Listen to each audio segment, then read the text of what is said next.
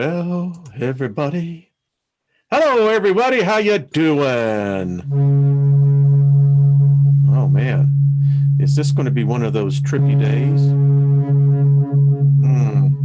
Hey, I'll get the strobe light effect. Wouldn't that be something? Oh, yeah. Yeah. Let that play with your head a little bit. Hello, everyone. How you doing? Hope you had a great weekend, and hope everything is A-okay in your world this day. You know, isn't mine. Cold, but hey, it's fall. What are we saying? Hello, everyone in the chat room. Hello, all the moderators. Thank you for, helping out, growing this. Hello, Casey. How are you doing? Hadley, good to see you. Hello, Lois. I loved having you on Friday. It was fun. It was. Hey, Cass, how you doing? Let me just invoke favor upon everyone. This is Monday, so let's just get a little bit of what we do here to get the week starting off. I like it. I think that we all should do it more, to be honest with you. But hey, I wouldn't lie to you either. All right, let's go. All these favors will come upon us. We're going to do this as a group and overtake us if we give voice to them each day. Favor will be with us in the city, and favor will be with us in the country. Favor will heal our bodies when we speak favor into our bodies. Do it every day. You got to wash yourself. Might as well lay hands on yourself at the same time, right? Favor will set apart your children, our animals, our ground as favored with abundance of joy, happiness. Favor will be on our food, our water, and our pantry. Favor will walk with us when we go in, and favor will walk with us when we go out. Kind of like holding hands, that thing, when you're in love. Favor will cause our enemies to be at peace with us. Boy, isn't that good to know? No matter what it may look like, know that favor is working for you. You see, remember, we're not led by what we see, but what we know. Thank you, Trina.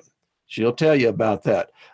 Favor will be upon our barns and storehouses where we keep our valuables to prosper and to be in safety. Favor will be upon us in everything we undertake. Love that one. Everything we set our hands to, favor shall cause it to prosper. Man, think about that. That one can really go a long way. So, favor shall be upon all of our material property and shall cause it to last longer and not break. Think about that. Never like to have a situation with your car when the weather is inclement, huh? Or even when it's nice. Favor shall protect us, our offspring, and our possessions from calamity.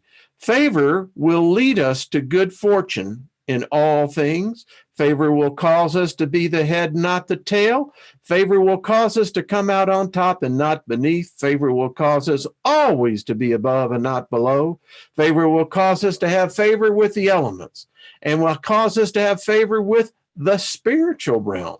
Favor shall cause us to be favorable to everyone we meet.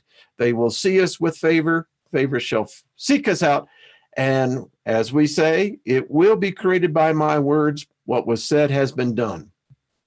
Every word that leaves my mouth shall return back to me, prospering in what I have sent it out to do. So if you send it out for the good stuff, maybe it's going to deliver the good stuff. And we all like the good stuff, do we not? All right, got that cleared out. So here we are. Happy birthday to everyone out there that's having one. Thank you, Julie. Got your package, and we'll be getting into more on that. That was just beautiful. Thank you. Trina will be on tomorrow, and we're going to have fun with that. So I got a lot to cover. All right. This is something that hit me hard. I had a lot of time, to think, look out the window and meditate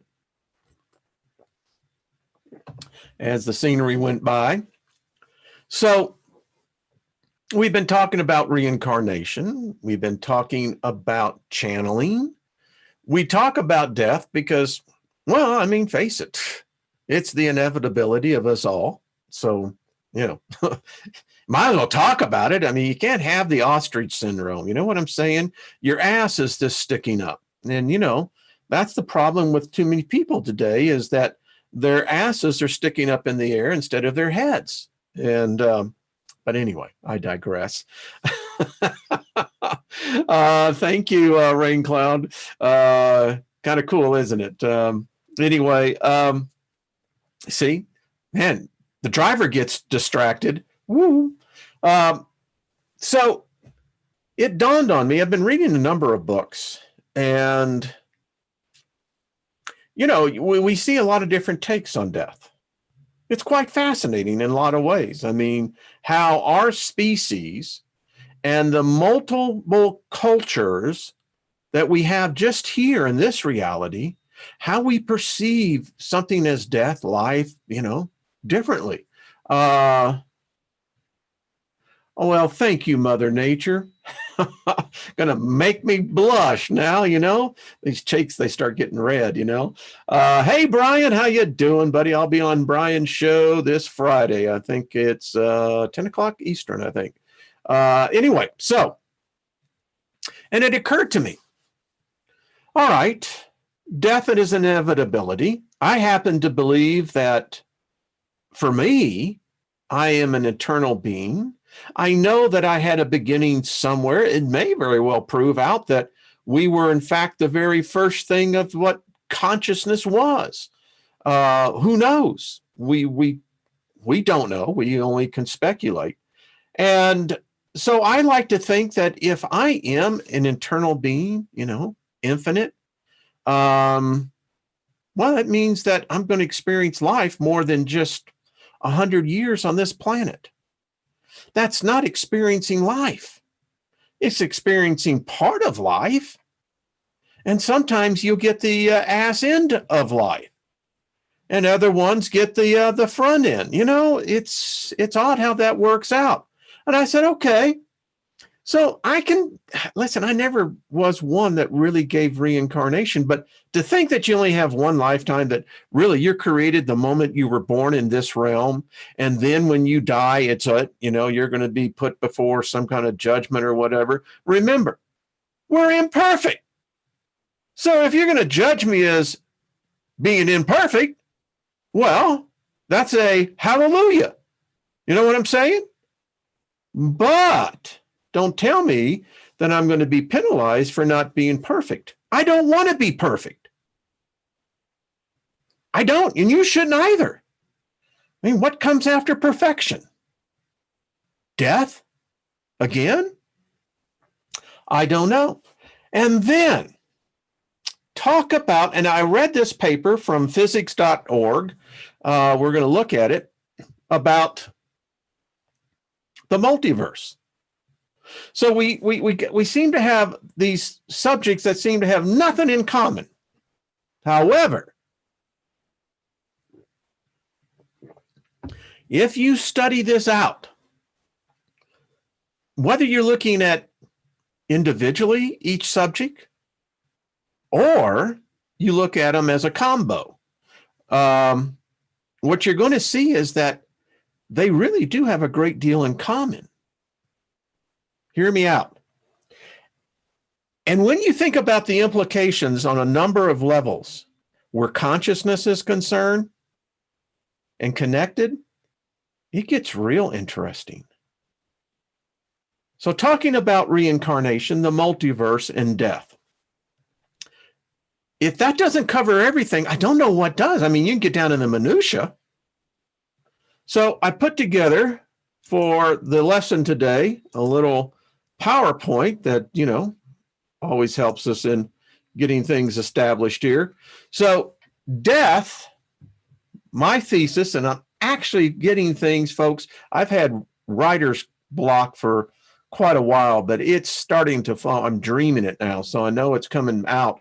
So death is reincarnation of the soul in the multiverse. All right. Those of you who still hold a Abrahamic view of the world, that ideology tells you there is reincarnation. Then it also says that there are multiple universes. Study it. I'm not going to do your homework for you. Okay. then we got three factors here. We got a trifecta, baby. I mean, we're going to cash in big. So death, reincarnation of the soul in the multiverse. So it means that we're living, according to what scientists are saying, is now proving that all of us are living in a multiverse universe, which means each of us are living multiple lives in multiple universes, in multiple realities at the same time. In fact, today over at Suspicious Observers, Ben brought out the physics paper. I'm actually going to buy it because I want to see what they're coming up with.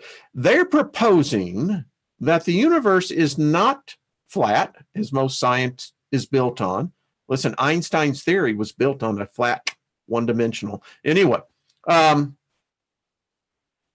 not a toroidal, which we see it in the tree of life, if you study the Yadzir, the Zephra. But now, and this is going to blow our science away, man has got to understand we don't know everything. In fact, what we probably know today in the evolution of time is going to be proven wrong.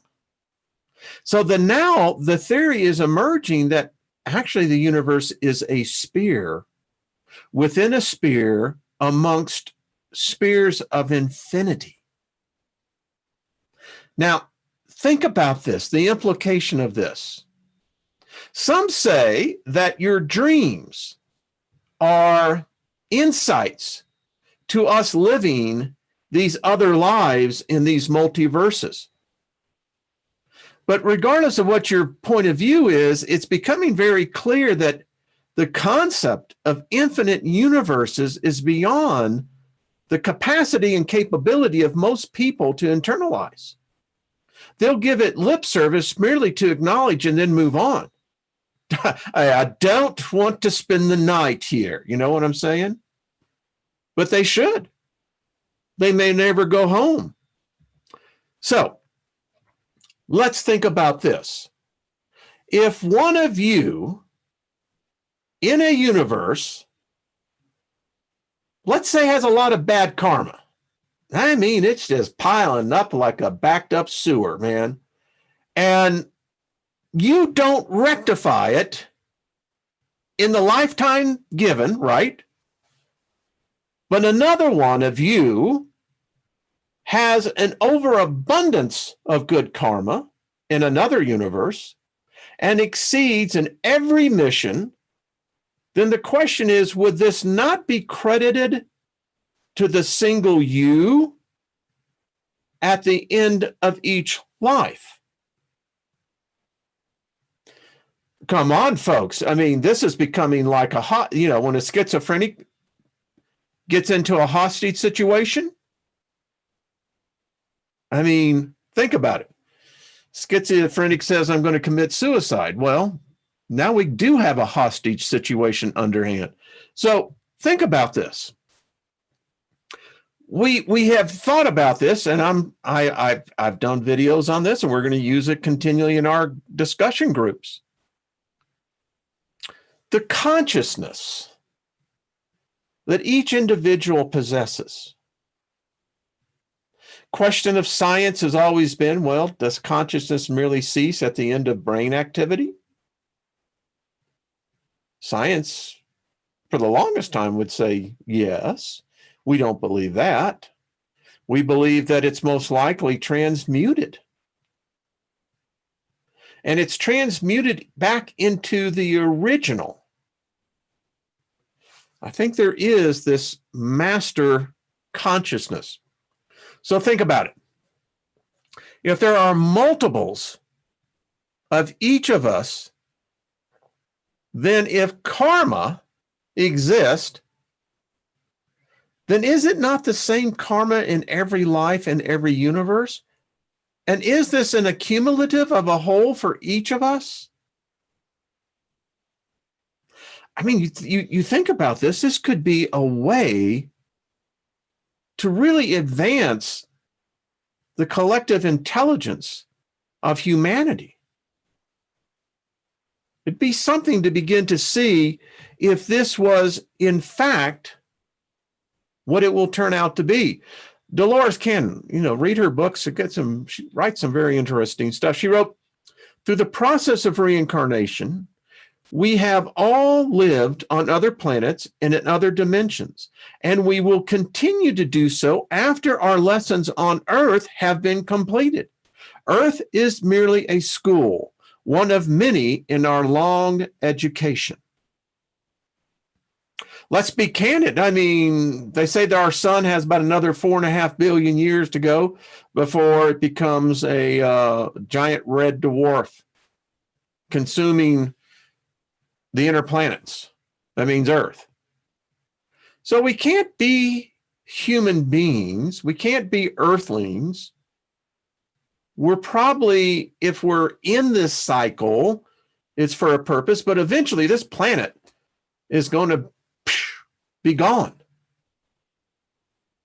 So what happens to the whole monster wheel, the Obris? How does that work out? That's the problem that I have, once again, with so much of, what came out of the Dark Ages, the Middle Ages, the Renaissance period, the Kabbalah. It's limited to one deity in one vein of thought. And it tries to give you the tetrahedrogram, the 10 positions, but folks, it's 10. And then we try to get this nonsense and say, well, that 10, brother, you have to understand, it covers everything from, the very beginning to the end. Well, I thought the dude was like, no beginning, no end kind of crap. No. And it stifled us. It still stifles our consciousness. The world today is still deeply brainwashed into primarily the Abrahamic point of view, and it influences culture, laws, society. And those who come to these epiphanies and try to say, now, wait a minute. You said in your document here that we hold these beliefs to be true. The inalienable right? That we're all created equal in the sight of God. Well, they never define which God. And as far as the equality, we could have a discussion on that. John Lennon said it best, I'm not afraid of death because I don't believe in it. It's just getting out of one car into another. Isn't that the truth? We've seen the pictures out there. They come out every day. We're seeing deeper into space. We're seeing things that our laws of physics don't make sense of. But I don't know how you could deny this. If you're telling me that life doesn't exist in that, I want to know how you know that. What's your evidence? Now, you could respond back and say, well, what's your evidence for life? Us. Unless you're going to go with the theory that we are an absolute anomaly. In other words, a mistake. It depends on how you look at this. So here's a question I have. Can one of you die in one universe, but not in another? In other words, let's say you have one you that's a real asshole, and just did stupid crap, and enough to where you got killed because of your own stupidity. But there's another of you who is a freaking savant, and yet another one who is another Einstein. Now, are we living parallel lives? Does that mean we're living in parallel time? I don't know. It would suggest that maybe not. So could ascension be attained by living multiple lives in multiple universes? Let's say in one or two cycles. I mean, this is the stuff that, to me, if you're going to use this thing called the brain, yours, the infinite consciousness that we all possess. And that's the thing that's really amazing. We're going to get into some reading today. But what it appears to be, and those science that have gone and taken it in the shorts, because they are considered fringe, that have gone, Ian Stevenson is one, of documenting reincarnation. And the remarkable findings is this: those that have the clearest documented cases of reincarnation are typically between when they're first born and have cognition of expression until about the age of 9. Now, the reason why it seems that if you look at this from a physiological point of view, these biological bodies, something happens when the child enters puberty. And they have so many cases of this that the children that they would interview prior that had distinct, clear memories that could be proven, by the time they reached 9, many of those memories were gone. And thought hit me, Casey, that's so true. Is this? It's that, okay, if this is the case, and it is, we've all gone through puberty. You know what? It sucks. In fact, they say that we're not actually humans. You're not a child and you're not an adult. A teenager is when you usher out of that.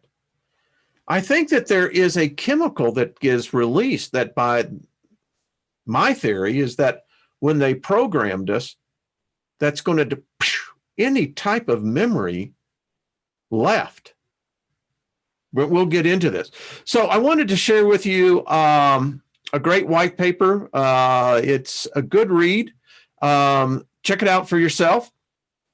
This is called The Multiverse in a Nutshell. Stephen Ash is the gentleman who wrote this. It's a good, quick read. And I thought that this was really interesting because the thought of the multiverse goes back, late 19th century. It was first used by a gentleman by the name of William James in 1895, who used to refer to the total potential of the cosmos. Or in other words, every possible configuration of existence. I'd have loved to talk with this dude. I mean, seriously.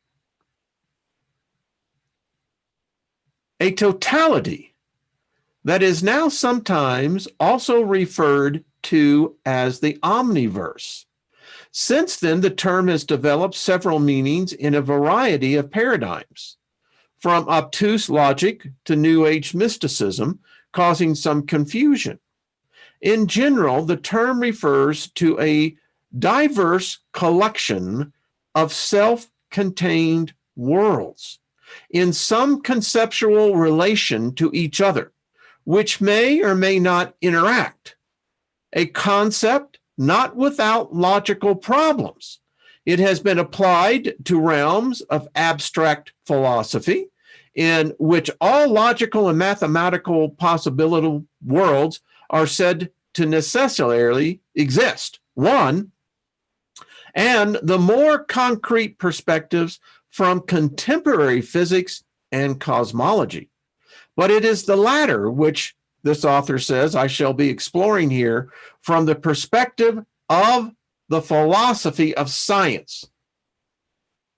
Folks, we're in this community. That is a term each one of us could apply to ourselves. Well, what is your pursuit? The philosophy of science. I love that. Think about that. Through and practice is sometimes difficult to separate the two, as we shall discover. Check it out. He goes on to talks about in the multi-universe, it is understood in modern physics that we are really talking about two different things. The first relates to the relative state or many worlds interpretation of quantum physics as promoted by Hugh Everett, Bryce DeWitt, and most recently David Deutsch. The second relates to cosmology with the structure of our conventional space-time in the light of inflation and M theory. Now, that's where the Big Bang is all about. The Big Bang and all associated science is dependent upon what they call the inflationary model. And that just goes on. However, there is exceptions to the inflation model where there are some parts of the universe that stop. It's an interesting read. So check that out. And there is another one. If you want to check this out, let me know. Again, another good one here, the theory of the multiverse and the possibility of parallel universes. As a human race, we have greatly evolved from our original state. I think I'd like to debate that. We've taken, again, that we're at the top of the pyramid. We're the pinnacle of the highest intelligence. I contend if sapiens are really the further down on the line, there may be something more human than sapiens that were probably a lot smarter than us. But anyway, this author goes and says, we've evolved, and with our evolution is the evolution of our Earth and the universe we inhabit. We refer to this collective evolution as the progression of history. As a human race, not only do we evolve, we intrinsically seek to learn and to understand our past, the past before us, and the indefinable aspects of our current reality. A large piece of the indefendable reality is our universe. What is the universe? Again, if you want them, let me know. I will get these posted up there, I think, over on the Crystal Network as well. I've read the science. Hawking, before he died, on his last paper, said that, well, he had a problem with the multiverse. And he had a lot of time to think. In levels that we lost a great treasure. That's all I got to say. But anyway, but he did write that he said, well, now, if you scaled it down, there could be some, in his opinion, some validity to, the theory. We're still looking at theory. That's all we're looking at. All right. So now we've established this. Now, let's get into a story that by the time you finish reading, I read it to you, we're going to have a far out discussion. All right, last Thursday, we left with the first story of the documentation of Ian Stevenson's work of establishing authentic cases of reincarnation. Here's one that is really interesting. On the 5th of May, 1957, while playing on the pavement, 11-year-old Joanna and her 60-year-old sister, Jacqueline Pollock, were run down by a car. The woman driver had been semi-conscious due to drug abuse. Although the parents' sadness was great, they pardoned the guilty driver and wrote a letter to her. When Mrs. Pollock was pregnant a year later, her husband revealed to her that he had had a vision. He saw that she would give birth to two twin girls, and that these two would be their two lost daughters reborn. Even though Mrs. Pollock was reassured by a gynecologist that there was only one audible heartbeat present and not twins. Mr. Pollock was still convinced that his knowing was correct. Now, it's very interesting, the term knowing. Trina brought this out for us, and it's something we've got to focus in. It's knowing. I mean, there's things that I've done that you just knew it. You just knew it. Bullets could be sailing past you. It don't matter, you know. Anyway, later he was proven to be right. On October 4th, 1958, Mrs. Pollock gave birth to two identical twins, girls. The first child was given the name Gillian. The second, born 10 minutes later, was named Jennifer. While their father was admiring his new daughters, he noticed a scar above the right elbow of Jennifer, the younger girl of the two girls. His recently deceased daughter, Jacqueline, had had the same scar in exactly the same place. She had fallen at about the age of 3, and a visible scar had remained on her forehead. To his amazement, he also discovered a brown birthmark the size of his thumb on Jennifer. His daughter Jacqueline had had exactly the same birthmark in the same place. All this proved to him that his early vision that he had received was true. Gillian and Jennifer were truly his first daughters reborn. Mrs. Pollock, being a strict Catholic, still rejected the idea of reincarnation until the following events occurred. When the twins were 4 months old, the Pollocks moved to a different area, only to return to Hexham on a visit 2.5 years later. To the amazement of the parents, their two daughters knew their way around this area extremely well. Without being able to see the school, since it was hidden from the sight by the church, one of the girls said, "The school is just around the corner." The other one pointed to a hill and said, "Our playground was behind there. It had a slide and a swing." When they approached their old house, the two sisters recognized it immediately. Even so, Mrs. Pollock, unlike her husband, still did not want to believe that the twins were really her recently deceased daughters reborn. When the twins were 4 years old, Mr. Pollock opened a box, which had been closed for over 3 years. In it had been kept the toys of his first two children. He placed some of these outside the twins' bedroom door, as he wanted to see whether they would recognize their toys from the past. When the girls came out of their room, where their mother stood as a witness to their reactions, Jennifer picked up the first doll and said, "Oh, that's Mary." And picking up the second doll, "That's my Suzanne. I haven't seen them for ages." That's a little weird, isn't it? She used the same names which Jacqueline had previously given to her two dolls. "Father Christmas gave us these a long time ago." She turned to Gillian and, pointing to another toy, said, "And that's your washing machine." Now, Mrs. Pollock was finally convinced that her twins really were her first two daughters, and that her church must mistaken in refuting reincarnation.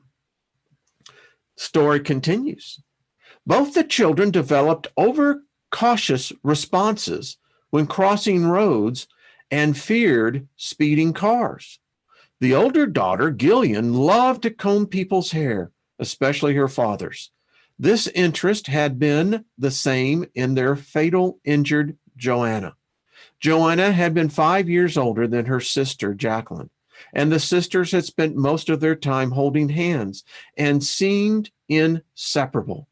Jacqueline always listened to her older sister whenever she was right for her. The same behavior surfaced once again in the twins. The one born 10 minutes later leaves all the decisions to her sister and does what she tells her. Once again, both of them loved walking hand in hand. And as before, one never seemed to want to do anything different than the other. If you had daughters like this, would you not be equally convinced of reincarnation as Mrs. Pollock, even if you followed a strict religious belief? There are thousands of cases that show us the same or very similar circumstances to those described here. We will look at some of these more closely later on. Sadly, most parents forbid their children to talk about such things. And this is my commentary. So when I saw this, doing research on this, it's amazing in how many cultures this is taboo. Children in some areas were beaten. What's going on here? I mean, why would the major religions be so afraid of the knowledge? Might be because it loses their control. What their children say may well go against their beliefs, and often they are also concerned about what their neighbors may think if they got to hear about it. In India, the belief in reincarnation is widely spread. One is able to speak freely to others about who one was and what one has experienced in past lives. There, it's encouraged. And many people, as they become older, retain these impressions, these summaries. They know what they have done. I'm coming to some things that I'll share with you, but it's I don't think it's always been here, but anyway, I digress. Still, many parents forbid their children to mention their memories of past lives. Their unfounded fear is often that children who remember past lives may die young or may become homesick for their previous family and may wish to be united with them.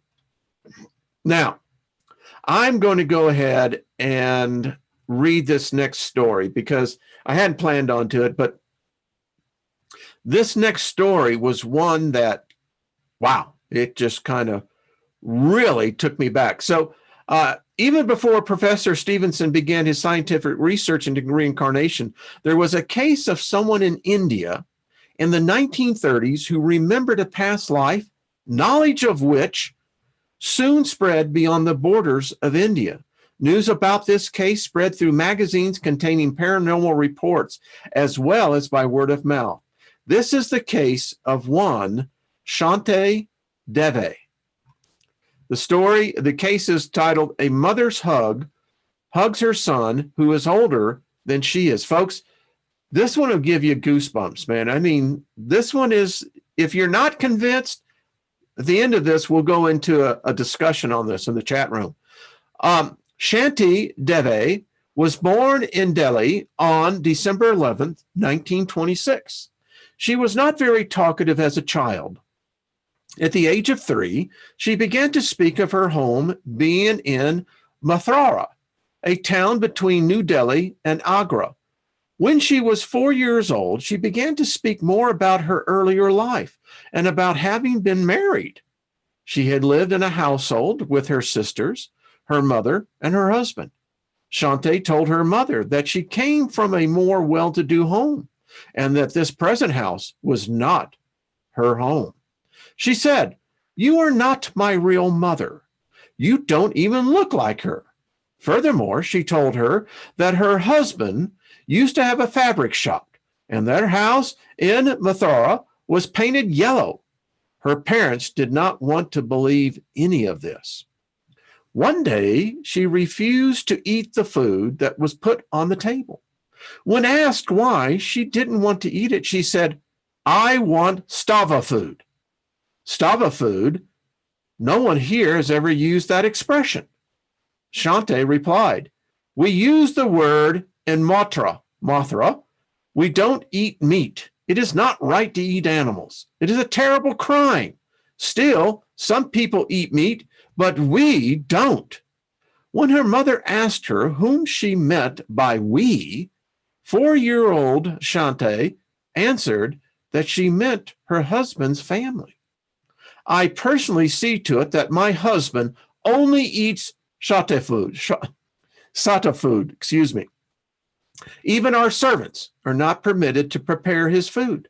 When he returns home from his shop by the Devkard temple, I serve him his dinner. He likes things to be that way.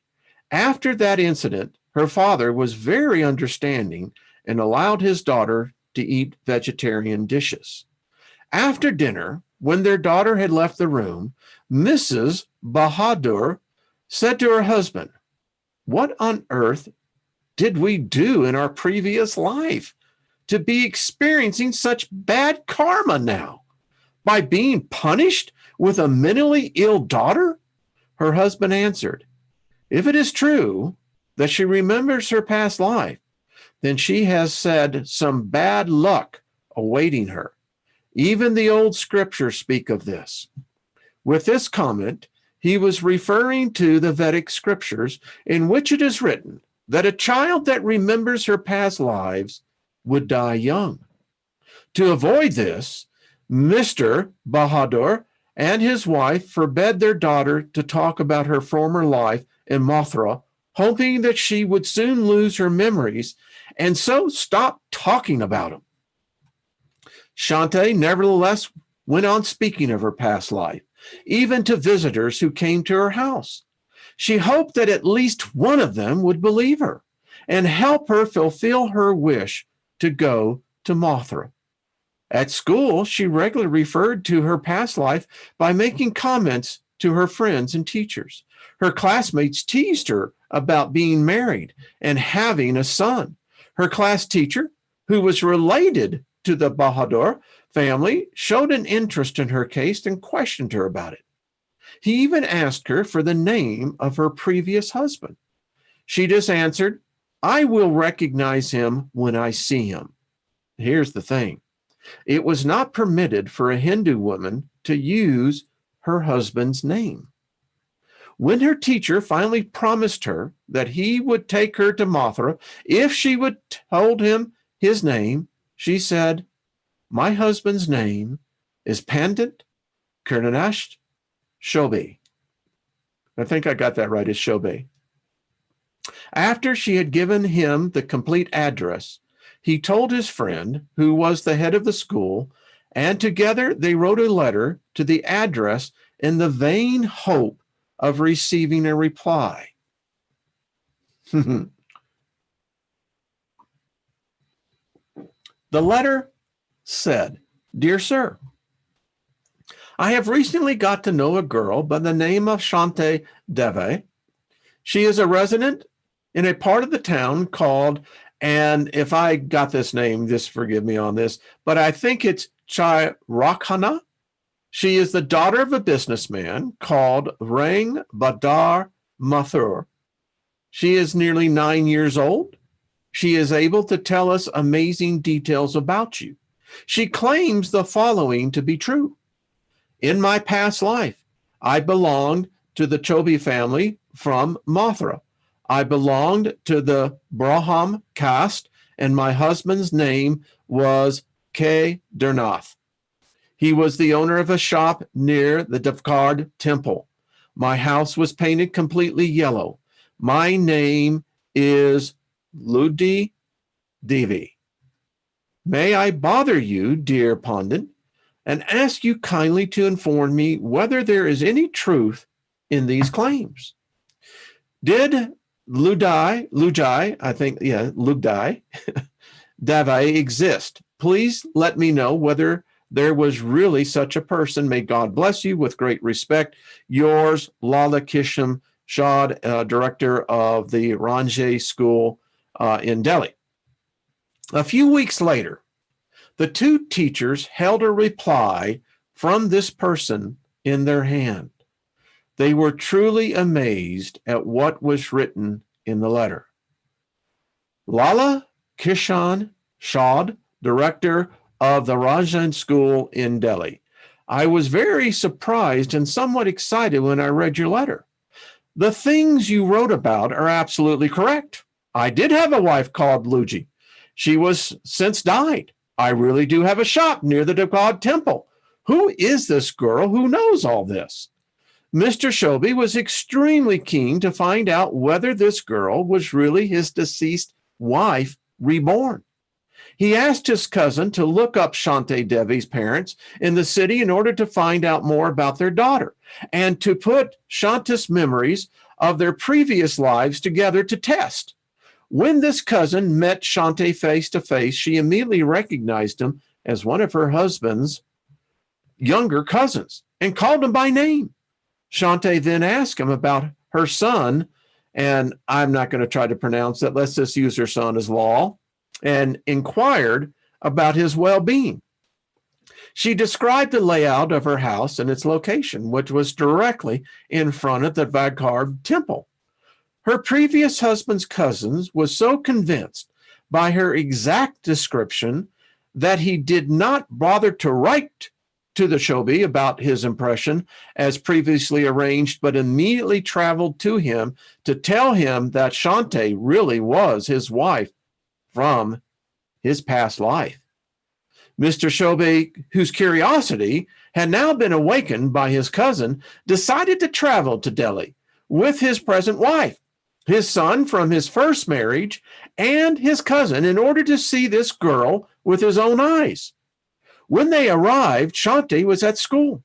They decided to pretend that Chobe was an older brother when meeting the Shante family. With this, he wanted to put Shante to the test once more and to make sure that her family would not tell her before they met. After all, they did not really know who was coming to visit. When the 8-year-old came home from school, they told her that she has a visitor waiting for her in the other room. When she entered the room, she immediately recognized her husband from the past. Without saying a word, she bowed her head in shy respect before him. Whew. Can you imagine that? I mean, that would freak you. I mean, what? It kind of gets you about once married, huh? And stood by his side, as was the custom for Hindu wives in the presence of their husbands. Her eyes were gleaming with joy. They asked her why she behaved like this, since the man at her side was Chobi's older brother. Shante replied calmly, "No, he's not. He is my husband. I have told you about him many times." When she looked when she looked at the 10-year-old boy, she immediately knew him to be her son. She hugged him, weird, and cried for a long time, I guess. And then she asked her mother to bring all her own toys so that she could give them to her son. When her mother showed reluctance, she ran off herself and returned minutes later with an armful of toys, even though she was more than a year younger than the child. Everyone could detect a motherly love in the way she looked at him and behaved towards him. Shante was so moved by everything that she often had to cry. That had to be weird. And infected everyone present with tears. It was not long before the news of this extraordinary family reunion had spread throughout the neighborhood. Word travels fast, doesn't it? In no time at all, large numbers of interested people appeared. Mr. Shobi suggested that they escape the bustle in an open horse-drawn cart. During their walk, Shante and her son walked hand in hand. Later, when they returned, Shante begged her mother to prepare a meal for all of her husband's favorite dishes. She also recognized her jewelry from her past life, which Mr. Chobi's new wife was now wearing. Now, we haven't talked about the new wife. I mean, come on, talk about an awkward moment. What do you do now? What do you do now? After their meal, she asked her husband why he had remarried. Now, folks, listen to this. I got this and I thought, isn't this so true? This little girl who's actually, well, we know the story. Listen to this. She asked her husband why he had remarried. Did we not agree that after the death of one of us, neither would remarry? Mr. Shelby had apparently gazed at the floor, feeling uncomfortable, I bet.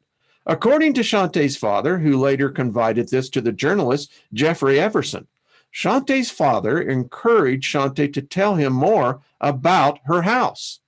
To this, Shantae replied, "There is a courtyard in the center of the house. That's where the well is. I often used to sit on the edge of it to bathe. Many questions were put to her concerning her family in this past life. Mr. Cholby asked Shantae how she recognized her son immediately, since on the day that she died, he was only 9 days old. Shantae's spontaneous reply was, like of a wise woman, was, "He is my life. The life of me recognized the life in him."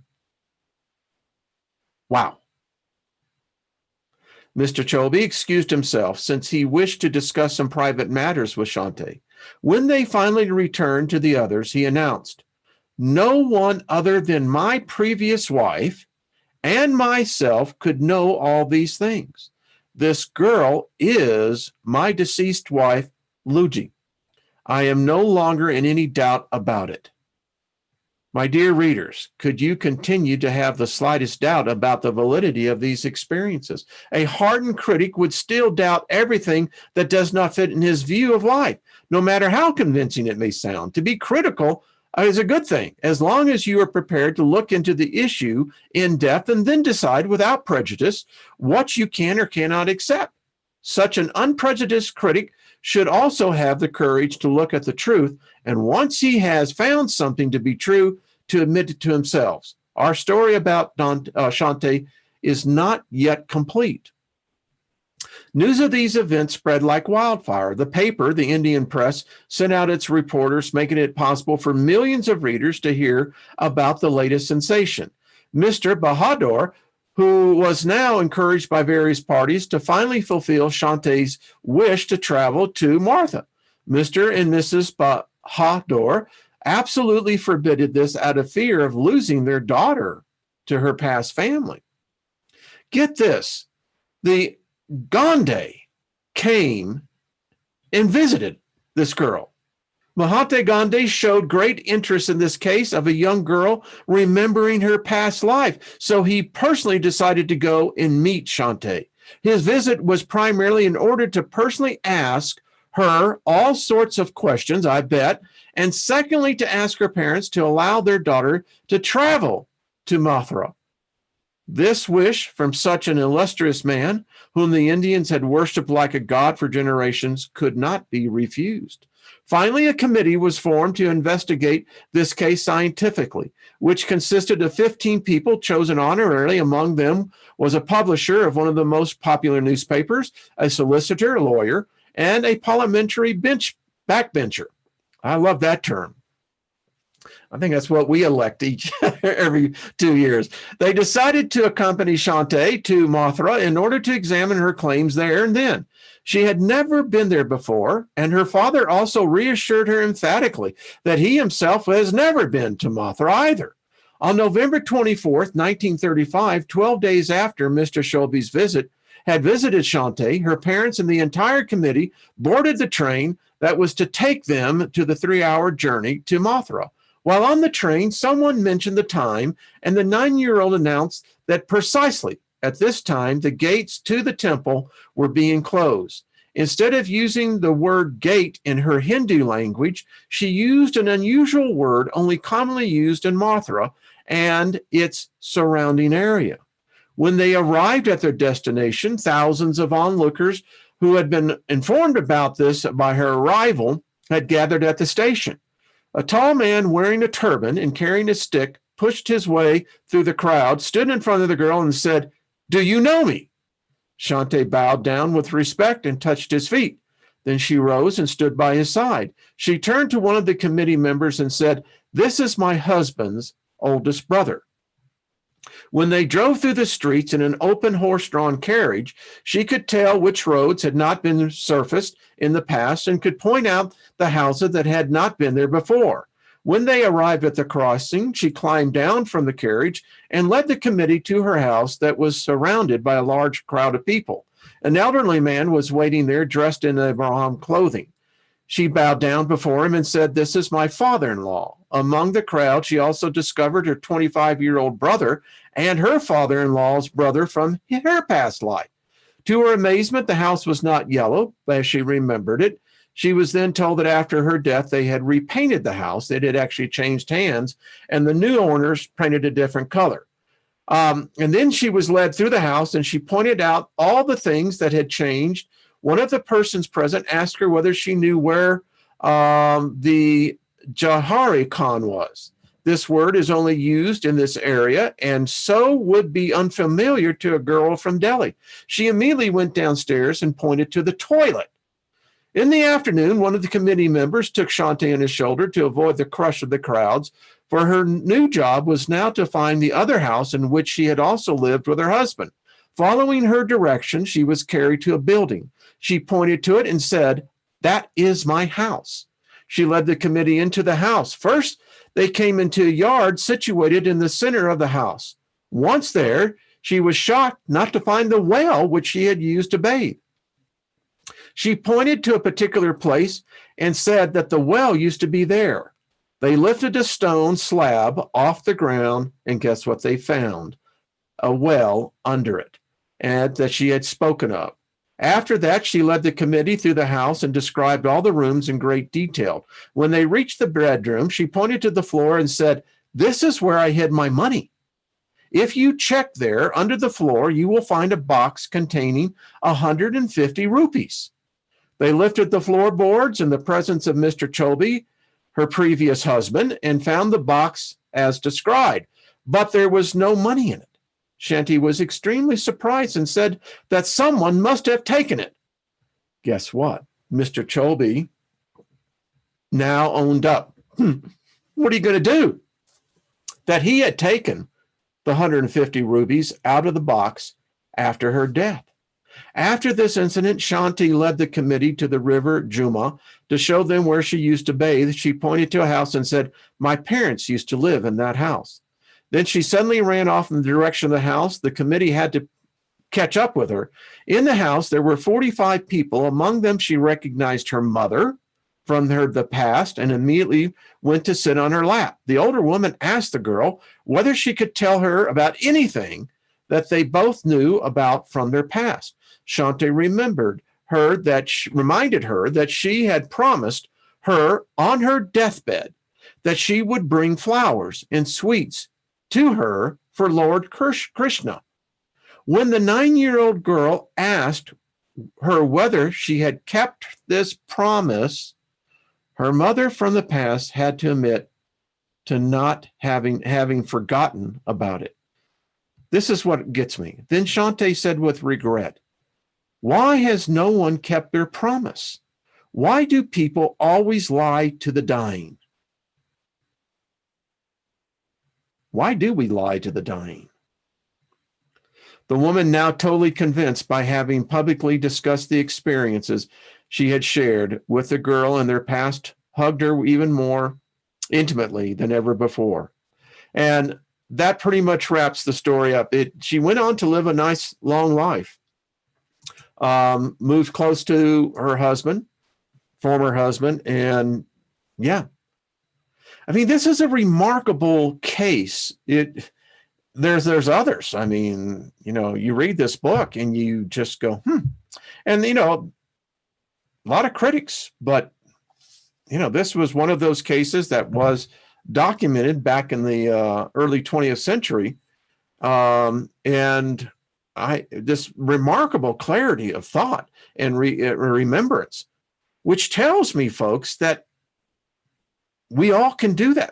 Listen, if one human can do it, we all should be able to do it. And that's what we're going to endeavor to do. I'm working this week, folks. I was out over the weekend, but we will be getting the group there. We got, I think, 12, which is a great number. Well, thank you, Marguerite. Isn't that, they are beautiful stories. They really are. It gives me another perspective about this. Now, in one of the stories, you're going to find out, and I'll because Trina will be on tomorrow, but we'll probably pick up on Wednesday, is this. The person went up out of earth. Now, the description, this is one I've never heard of before, which was very vivid. The person said, earth is darkness. Earth is surrounded in a veil of darkness. And as he was lifted up, he met 4 beings, 2 males, 2 females. They discussed his life, what he had particularly missed, and in his case, the necessity for whatever purpose, we'll read it, he was sent back. And he specifically was looking at sets of parents because he wanted to be sure that in this next go around, he was not coming back, and they had assured him that most likely he would not. And he said that they merely kind of did something like this. And the next thing he said, I'm leaving the light and I can see the earth, but it's shrouded in darkness. And of course, we'll read his story. But yeah. So getting back to death, death obviously isn't the end. It appears that all of us have experienced it many times. It's no big deal. We think it is because we think that this is it, like, yeah, well, this is reality, Wayne. I'm living it. No, we're living a version of it, but yeah. Wild, isn't it? Folks, I mean, and to think about multiverses. I mean, that just blows me away. If there's multiple of us, yeah. Anyway, well, I've gone over. Thank you, folks. This death is not an end. What is the famous line in Ghostbusters 2 with Igor, whatever the guy's name? Death is but a portal. I will be back. A doorway. That's all it is. It's a doorway. All right, good people. I appreciate y'all so much. Thank you. It's a delight. I mean, I don't know where the hours go, but weren't those delightful stories? So interesting. Get the PDF. If you want it, just email me. It's over on the Crystal Network as well. It can be downloaded, I think, there as well. Plenty of places to get it, and check it out. When we get together again, we're going to get into some really interesting things. I didn't get to everything I wanted to, but that happens all the time. All right, folks, peace to you. Much love.